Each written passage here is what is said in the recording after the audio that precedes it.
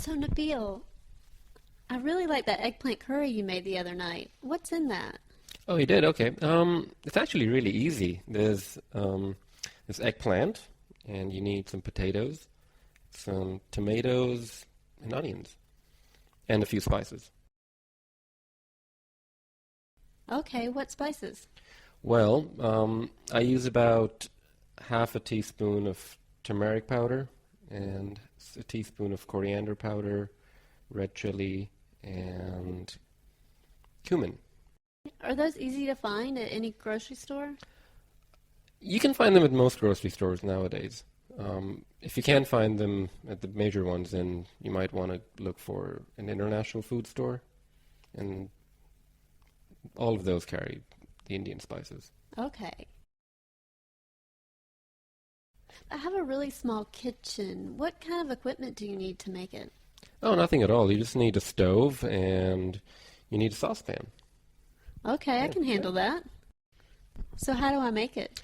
Well, first of all, you heat some oil in the saucepan. And when the oil is hot enough, then you add the chopped onions and a tablespoon of garlic paste and a tablespoon of ginger paste. Okay. And you let those cook for a few minutes until the onions are turned brown. Then after that, you add the tomatoes and let those cook for a bit until the tomatoes have gone soft. And then you add all the spices, the turmeric, the red chili, the coriander, the cumin, and the salt, of course. And just mix it up well at that point and add some water. Okay. The water prevents the spices from burning. After that, add the potatoes and then add the eggplant. And then pour in about a glass of water just to make sure that the potatoes and the eggplant are covered. And then you turn it to low heat and put the lid on and let it cook for about 15 minutes. Okay, I'm not much of a cook, but I think I can do that. I'll give it a try. Well, good luck. Thanks. Maybe I'll have you over and let you try it. Yeah, I'd love that. All right. So what about you? You're still in the same place, right? Yeah, I'm still there. Good. How's it going? Oh, it's great. I'm actually quite satisfied with it now. Oh, good, because I thought you wanted to move at one point. Yeah, I thought about it for a while, but then I decided to stay there. There's a lot of good points there. It's a quiet neighborhood. It's not too far from the train, so I can get to work easily. For a while, I thought it might be a little too expensive, just slightly above my budget, but um, I've gotten used to it, and my cats love it. They're really comfortable there, so I think I'm going to stay. Oh, great. I love your cats. Do they have a lot of room to roam around? They have enough room. Of course, they were better off in the house. I was Right, living there right. last year, but they've adapted pretty well. So there's a roof there. I can take them up, and they run around. There's plenty of places for them to hide. And what about your neighbors? Are you still living near Matt and Matt and Laura, Laura? yeah. Right, right. Actually, it's really funny. They'd they'd been there for about 4 months, and last weekend they invited some people over, about 5 or 6 of their colleagues, and they had a little party. I think they played poker and had lots of booze around. But unfortunately, the neighbors complained to the landlord, and the landlords were just really angry. Oh, So they no. sent them this really harsh email and they said that they wanted them out by the end of the week. So yeah, Matt and Laura have been kicked out of the building. You are kidding. No. Wow, and just 5 people over. Yeah, it was like 5 or 6 people, and but apparently it was loud enough. I think it's because the neighborhood is kind of family oriented, so people aren't used to loud parties. Oh, right. Maybe the voices carry a lot in Yeah, the there's a lot building. of echo in the building actually for some Mhm. reason. So Well, that's too bad for them. Where did they move? they just moved down the street to another apartment building. It's smaller, so I don't think they're happy about it, but oh well. Well, tell them I said hey when you see them. I will, yeah. So, Ginger, I hear you have a new apartment. Yes, it's great. I just moved in last week. Nice. Where is it? It's near Victory Monument. Do you know where that is? Yeah, I do. How do you get to work from there? Well, I take the SkyTrain. Oh, that's really convenient. It is, it is. It's just a 5-minute walk. Okay. And what's the neighborhood like? It's a crowded neighborhood. There are a lot of people, lots of cars, just lots of energy in general. And is it conveniently located? It's very convenient. It's about a 5-minute walk to the SkyTrain station. Okay. Why did you decide to move? Well, it's near a park, and I love living near a park. And it's also just a 5-minute walk to my gym. And have you made any new friends in that neighborhood? I have. I've met a couple of people in my apartment building, and I've gotten to know the person who owns a restaurant across the street. There's some great restaurants on the street also. Oh, what kind of restaurants? Well, mostly Thai restaurants. A lot of Thai people live in the area. But there's also a Western restaurant and a Japanese. And is it a safe neighborhood? I feel very safe there. I've heard that there's some thefts on some of the quiet streets where the motorbikes will ride by and snatch your bag off your shoulder, but I've never actually seen it myself, and I feel very safe sleeping there. And what about traffic? There is a lot of traffic. Oh, no.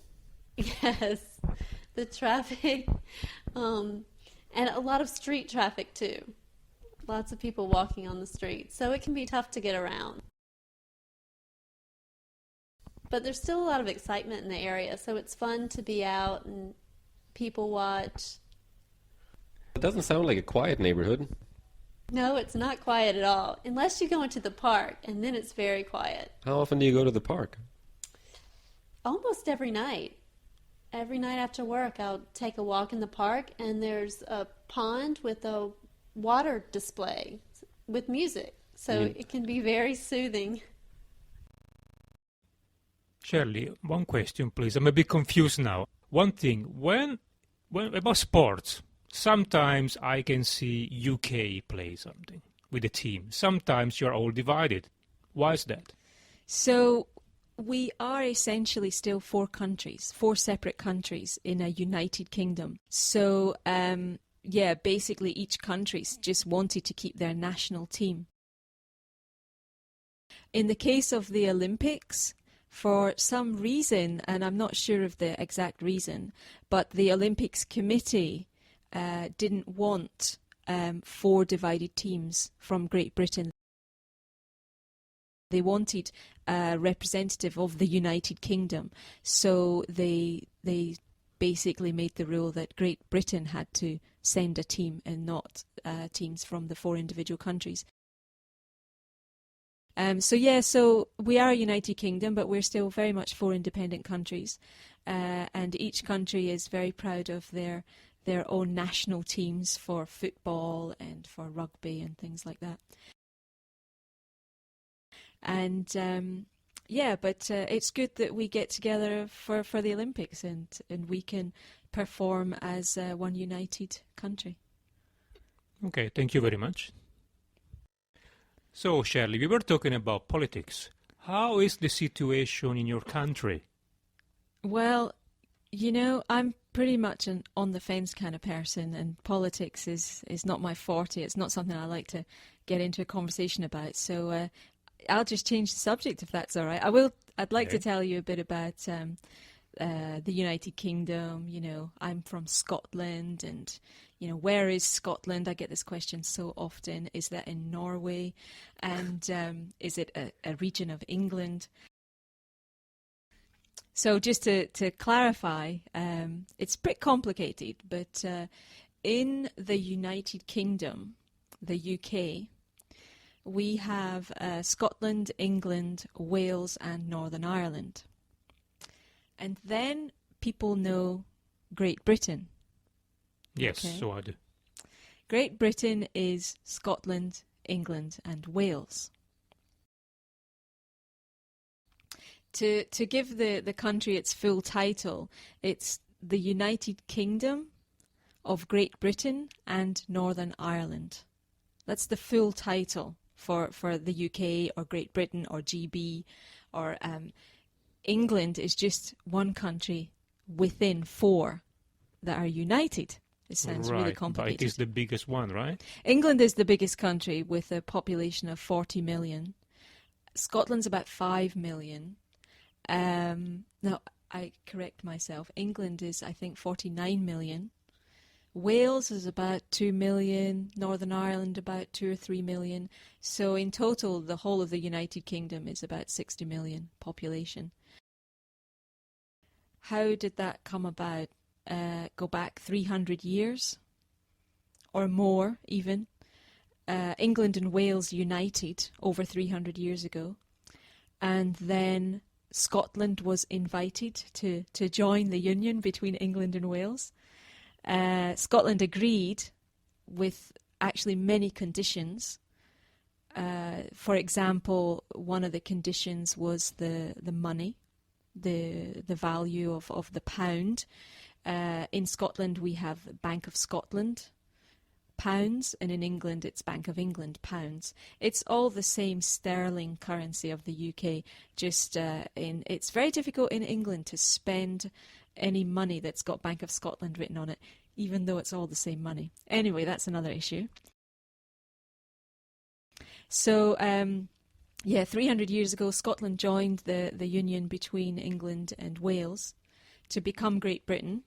And then I think early in the 1800s, that's when Ireland joined.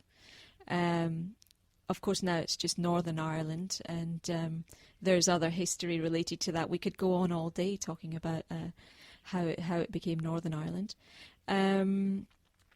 So when people think of the UK, they generally think the UK is England, but it's actually 4 countries. So